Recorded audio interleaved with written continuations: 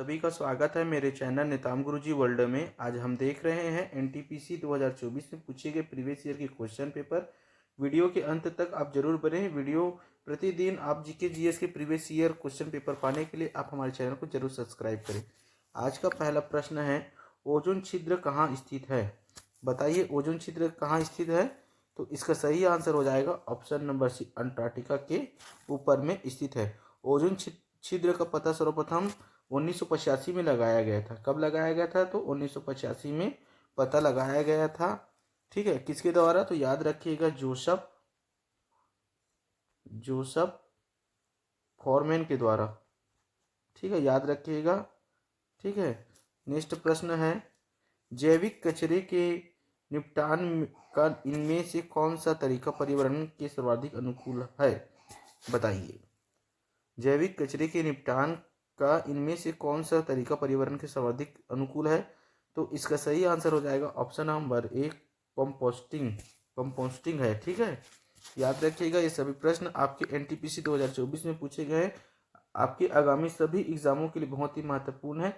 Video के अंत तक जरूर बने। प्रतिदिन ऐसे ही वीडियो पाने के लिए आप हमारे चैनल को सब्सक्राइब करें। नेक्स्ट प्रश्न है, कोलकाता मेट्रो की वाणिज्यिक सेवा का शुभारंभ कब किया गया था? बताइए इसका सही आंसर क्या होगा? बताइए इसका सही आंसर क्या होगा? तो इसका सही आंसर हो जाएगा ऑप्शन नंबर बी।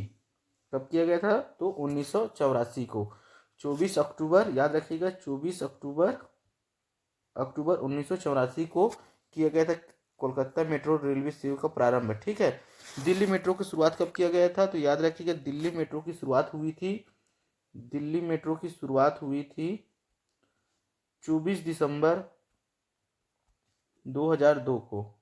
ठीक है, याद रखिएगा, सन 2002 को हुई थी। और बेंगलुरु मेट्रो की शुरुआत हुई थी 20 अक्टूबर 2011 को।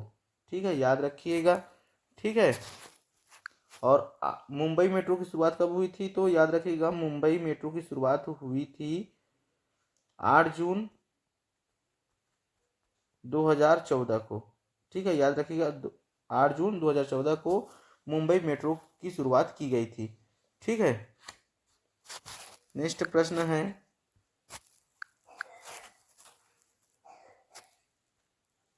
भारतीय संविधान की दूसरी अनुसूची इनमें से किससे संबंधित है? बताइए, भारतीय संविधान की दूसरी अनुसूची इनमें से किससे संबंधित है? तो इसका सही आंसर हो जाएगा ऑप्शन नंबर सी, राष्ट्रपति, राज्यपालों, मुख्य न्यायाधीशों, उच्च न्यायालयों और उच्चतम न्यायालय के न्यायाधीशों का वेतन से संबंधित है। ठीक है, मूल संविधान में कितने अनुसूची है? तो याद रखिएगा, मूल संविधान में 8 अनुसूची। कितनी अनुसूची है? 8 अनुसूची है। ठीक है, वर्तमान में संविधान में अनुसूचियों की संख्या कितनी है? वर्तमान में संविधान में अनुसूचियों की संख्या कितनी है? तो याद रखिएगा, 12 है। कितनी है? 12 है। ये सभी पूछे जाते हैं, इसलिए आप इस वीडियो को अंत तक देखें। प्रतिदिन आप ऐसे वीडियो पाने के लिए आप हमारे चैनल को सब्सक्राइब कर सकते हैं। ठीक है, नेक्स्ट प्रश्न है, कपिल देव ने 1983 विश्व कप किस स्टेडियम में जीता था? बताइए, कपिल देव ने 1983 विश्व कप किस स्टेडियम में जीता था? ठीक है, याद रखिएगा, कपिल देव कहाँ के हैं? तो भारत के हैं। ठीक है, आप सभी लोग जानते हैं, बहुत ही महत्वपूर्ण है ये हमारे लिए। ठीक है, तो कपिल देव जी ने कहाँ जीता था वर्ल्ड कप हमारे लिए? तो लॉर्ड्स के मैदान में जीता था। ठीक है ना? ठीक है, और किसे हराकर जीता था? याद रखिए, इस लॉर्ड्स के मैदान में जब वर्ल्ड कप जीता था भारत ने, तो वेस्ट इंडीज को हराया था। ठीक है, वेस्ट इंडीज को हराया था, याद रखिएगा। ठीक है,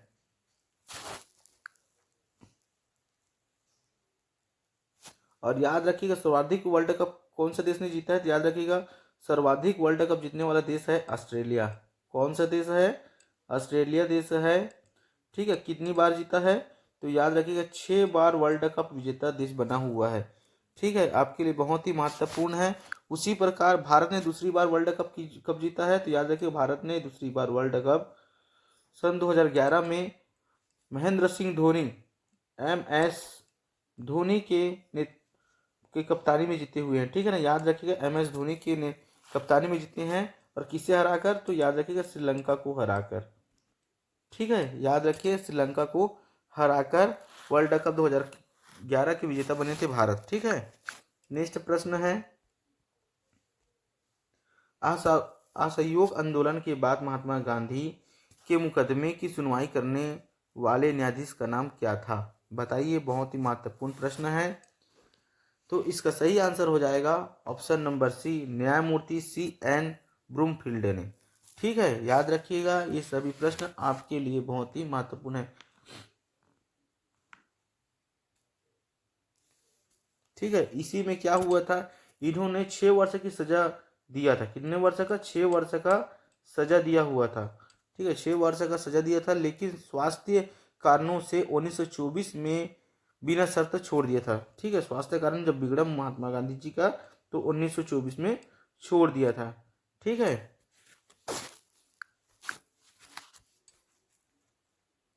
नेक्स्ट प्रश्न है, विश्व का दूसरा सबसे बड़ा इस्पात उत्पादक देश कौन सा है? बताइए, विश्व का दूसरा सबसे बड़ा इस्पात उत्पादक देश कौन सा है? तो इसका सही आंसर हो जाएगा ऑप्शन नंबर बी, भारत है, ठीक है। विश्व में सबसे बड़ा इस्पात उत्पादक देश कौन सा है? तो सबसे प्रथम में आता है चीन है, ठीक है। याद रखिए, चीन पहला देश है, दूसरा भारत है, ठीक है। नेक्स्ट प्रश्न है, पीसी के छोटे प्रारंभिक प्रोग्राम को क्या कहा जाता है? पीसी के छोटे प्रारंभिक प्रोग्राम को क्या कहा जाता है? तो इसका सही आंसर हो जाएगा option number B, boot program कहा जाता है। क्या कहा जाता है? बूट प्रोग्राम कहा जाता है, ठीक है। ये सभी प्रश्न आपके NTPC 2024 में पूछे गए प्रश्न हैं, इसलिए आप इस वीडियो को देखें। यही प्रश्न आपके आगामी सभी एग्जामों के लिए महत्वपूर्ण है। Group D, SSC, railway, GD, police, army सभी के लिए उपयोगी है, इसलिए आप इस वीडियो को पूरे देखें। नेक्स्ट प्रश्न है, परख नली शिशु किसे कहते हैं? बताइए, बहुत ही महत्वपूर्ण प्रश्न है। परख नली शिशु किसे कहते हैं? तो इसका सही आंसर हो जाएगा ऑप्शन नंबर सी, जन्म पात्र में निषेचन करने की तकनीक से हुआ, ठीक है, जिसे परख नली शिशु कहते हैं।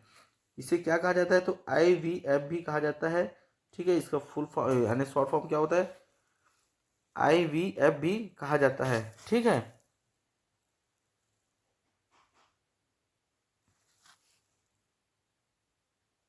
और इसकी विकास किसने किया था? IVF का प्रणाली का विकास किसने किया है? तो याद रखिएगा, रॉबर्ट स्टोपोट, ठीक है। नेक्स्ट प्रश्न है, और याद भी रखिएगा, ये रॉबर्ट जो जी है, प्रणाली के विकास के लिए सन 2010 में नोबेल पुरस्कार दिया गया है, ठीक है। याद रखिएगा, किन्हें? तो रॉबर्ट जी को, जो प्रणाली शिशु के विकासकर्ता हैं, जिन्हें 2010 में नोबेल पुरस्कार दिया गया है, ठीक है। थोड़ा लिखने में प्रॉब्लम होता है, लेकिन धीरे धीरे आप अगर हमें सपोर्ट करोगे तो आपके लिए सुविधा जरूर करेंगे, ठीक है। नेक्स्ट प्रश्न है, आज का अंतिम प्रश्न है, सॉर्थन बोल्ट तकनीक किससे संबंधित है? बताइए, इसका सही आंसर क्या होगा? सॉर्थन बोल्ट तकनीक किससे संबंधित है? ये प्रश्न कम से कम एग्जामों में मैंने देखा है कम से कम 15 बार पूछा गया है, इसलिए आप बहुत ही महत्वपूर्ण है, ठीक है। तो इसका संबंध किससे है? तो option number A, DNA profiling से है। किससे है? DNA प्रोफाइलिंग से है। सॉर्थन बोल्ट तकनीक का सर्वप्रथम 1975 में एडवर्ड एम सार्दन द्वारा विकसित किया गया था, ठीक है। याद रखिए, सन 1975 में एडवर्ड M सार्दन के द्वारा विकसित किया गया था, ठीक है। किसने विकसित किया है? तो एडवर्ड M सार्दन जी ने DNA प्रोफाइलिंग का विकसित किया है, ठीक है। टाइफाइड के जांच को क्या कहा जाता है? याद रखिएगा, टाइफाइड की जांच को क्या कहा जाता है? तो याद रखिएगा, विडल टेस्ट कहा जाता है। क्या कहा जाता है? विडल टेस्ट कहा जाता है। साथ ही साथ आप नोट करते चलिएगा, ठीक है।